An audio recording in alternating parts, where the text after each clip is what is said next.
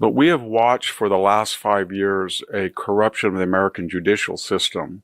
They were arrogant. They were overweening. They were self-righteous. They kept bragging when they, in the case of James or Willis, as political animals. They kept, we're going to do this. We're going to get Trump.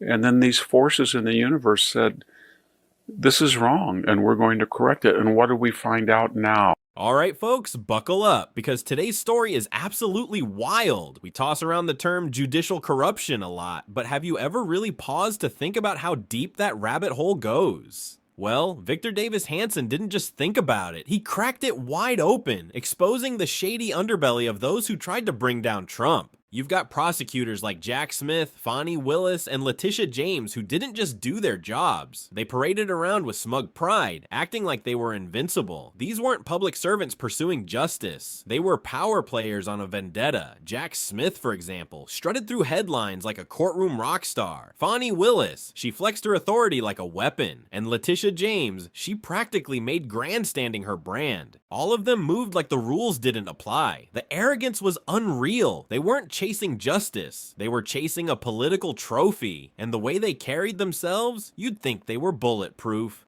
Jack Smith, the federal prosecutor, before he left his tenure, he went to the Covington law firm. That's Eric Holder's law firm, by the way. And he asked and received $140,000 of free legal services. Did he pay taxes on that? That's above the gift tax. I don't know. But if any of you decide that you're going to get a gift of either services or materials or cash for $140 and you don't pay taxes, you're in big trouble. Fani Willis, well, she was removed from the case, as you know, with her paramour that she did not disclose, Nathan Wade, whom she made her lead prosecutor. They went on junkets. They didn't record their expenses. Half of them, perhaps, came from Nathan Wade's wages that were inflated by Fani Willis. She wouldn't turn over subpoenaed records. The court forced her to pay a fine of $54,000. They took her, as I said, off the case. Now she's facing an investigative inquiry by the Georgia legislature. She's in big. But now, oh, it's all crumbling fast. Their mistakes, bold, reckless, and unbelievably sloppy, are coming back to haunt them. And here's the kicker. They weren't exposed by some genius defense attorney or an elite investigative team. Nope, they did it to themselves. One poor decision after another, and suddenly, their whole empire is collapsing. You could call it karma, or maybe the universe just got tired of the act. Quick pause. Real talk. If you're vibing with this kind of raw, no-fluff breakdown, hit that subscribe button. Seriously, if you're already part of the crew, big ups. You're the real MVP. Now back to the meltdown. Victor Davis Hanson didn't just talk, he dissected the real reason these figures rose to power. And it wasn't because of stellar resumes or ethical brilliance. Not even close. It was ego, politics, ambition. And now, the same ego that lifted them up is dragging them down.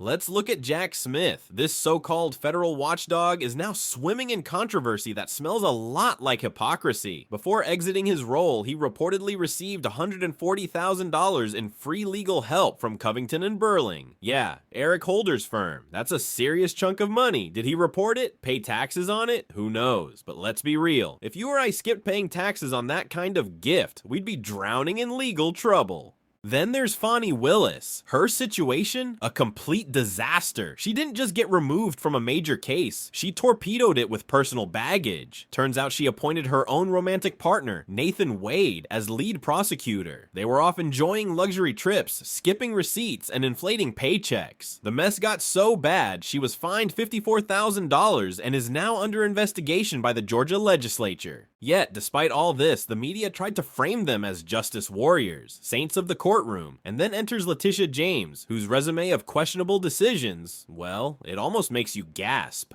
When we get to Letitia James, she was the most confident, kept giving us soapbox lectures about no one is above the law. It turns out that for years, she was fudging on her real estate investments in an illegal fashion. But because Nemesis always deals in irony, some of the forms that she exaggerated on are lied about were the same things that she alleged that Donald Trump had done on his forms. But it's clearly that Donald Trump had a much better case so far that he didn't do that. She spent all her time shouting that Trump broke the law. Like that alone made her squeaky clean. But come on, pointing fingers doesn't erase your own dirt. And Letitia James? Oh, she's got plenty. Turns out she wasn't just exaggerating claims, she was straight up twisting facts on her own property paperwork. The irony? She accused Trump of doing the exact same thing, but so far his defense is looking tighter than hers. Reports show she misrepresented details on her real estate forms, claiming, for instance, that one of her apartment units had fewer rooms than it actually did, and that's just the beginning. She said that an apartment unit had fewer rooms than it did. She said that her principal residence was in Virginia, when in fact she was the New York District Attorney by statute. She must live in New York those 5 years. The house that she purchased, she's not living in now. Property, she listed her father as her husband. What am I getting at? She's committing the same type of fraud that she's alleging Donald Trump did. I'll just finish with, remember Stacey Abrams? She was the one that denied she lost the 2018 gubernatorial race. She lost it by 50,000 votes. She lost it again to Mr. Kemp in 2022 by even more, a greater margin. She had a PAC or some kind of nonprofit. It had $100 in it. Then suddenly, when Biden's on his way out of office, over almost $2 billion go under her direction. And now we're learning that she was giving millions of dollars away, bought a beautiful home, and suddenly went from bankruptcy and owing the IRS and not paying her taxes in 2016. She's a millionaire. That's going to be investigated.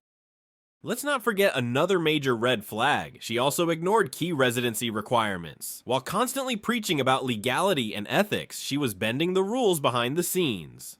According to legal standards, she had to live in New York for 5 straight years to hold her position. But what did she do? She claimed her primary residence was in Virginia. Yeah, Virginia. Not exactly a slip-up you can explain away when you're the New York District Attorney. She said that an apartment unit had fewer rooms than it did. She said that her principal residence was in Virginia, when in fact she was the New York District Attorney by statute. She must live in New York those 5 years. The house that she purchased, she's not living in now. Property, she listed her father as her husband. What am I getting at? She's committing the same type of fraud that she's alleging Donald Trump did. I'll just finish with, remember Stacey Abrams? She was the one that denied she lost the 2018 gubernatorial race. She lost it by 50,000 votes. She lost it again to Mr. Kemp in 2022 by even more, a greater margin. She had a PAC or some kind of nonprofit. It had $100 in it. Then suddenly, when Biden's on his way out of office, over almost $2 billion go under her direction. And now we're learning that she was giving millions of dollars away, bought a beautiful home, and suddenly went from bankruptcy and owing the IRS and not paying her taxes in 2016. She's a millionaire. That's going to be investigated. The level of hypocrisy is just off the charts. And now, let's talk about Stacey Abrams, the final twist in this roller coaster of political chaos. Remember when she outright refused to admit defeat in the 2018 Georgia governor's race, even though she lost by over 50,000 votes? Then she doubled down and lost again in 2022 by an even wider margin. But that's not even the wild part. Her nonprofit, which once had barely $100 to its name, suddenly ballooned into a financial juggernaut, managing close to $2 billion, yes, billion, with her at the helm. And wouldn't you know it, she magically transformed from someone drowning in IRS debt in 2016 to owning a luxury home and sitting pretty as a millionaire today. How? That's what investigators want to know. Massive donations were moving under her direction, homes were being purchased, and money was flying out the door like confetti at a campaign rally. It's almost too shady to believe, but here we are. And the irony? Some of the same sketchy moves she pulled, like misreporting property details, inflating values, fudging residency claims, are exactly what she and others accused Trump of doing. Projection? Much? So when you add it all up, what do you see? A long list of so-called justice crusaders who were so obsessed with taking down Trump, they completely ignored their own crumbling foundations. Their cases are falling apart, not because of lackluster lawyers on Trump's side, but because their own dirt is stacking higher than the charges they tried to bring. But hey, what do you think? Are these cases crashing because there was never any solid ground to stand on, or did their own scandals just finally catch up with them? Drop your thoughts in the comments. This story's still unfolding, and we've got a lot more to uncover. Don't forget to like and subscribe. See you next time.